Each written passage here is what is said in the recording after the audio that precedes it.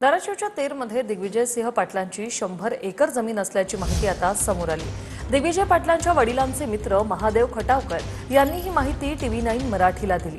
पार्थ पवारांच्या जमीन व्यवहार प्रकरणात दिग्विजय पाटलांचं नाव समोर आलंय आणि या प्रकरणात दिग्विजय पाटलांवर गुन्हा दाखल करण्यात आलेला आहे। दिग्विजय पाटील हे अजित पवारांचे मेहुणे अमरसिंह पाटील यांचे सुपुत्र आहेत। धाराशिवमधील तेरगावचे हे कुटुंब आहे।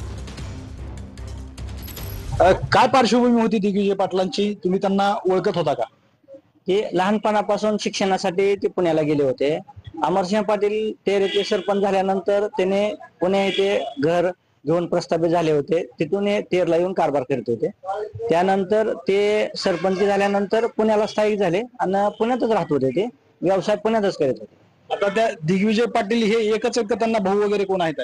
त्यांना एक बहीण आहे आणि एक भाऊ, ते दोघ जण आहेत।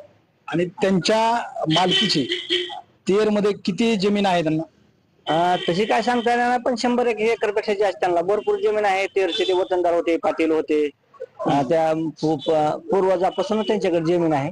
100 एकर पेक्षा जास्त जमीन त्यांना। आणखी दुसरं म्हणजे त्यांचे दुसरे काही व्यवसाय आहेत का या परिसरामध्ये आपल्या किंवा तेर मध्ये? नाही, तेर मध्ये नाही। ते ज्या वेळेस त्यांचे वडील पुण्याला राहायला गेले त्यावेळेस पासून ते पुण्यालाच राहतात। या ठिकाणी काय नाही, त्यांचे जमीन आहे। एक 2 शेतातला दुकान आहे त्यांचे पहिले घातलेले।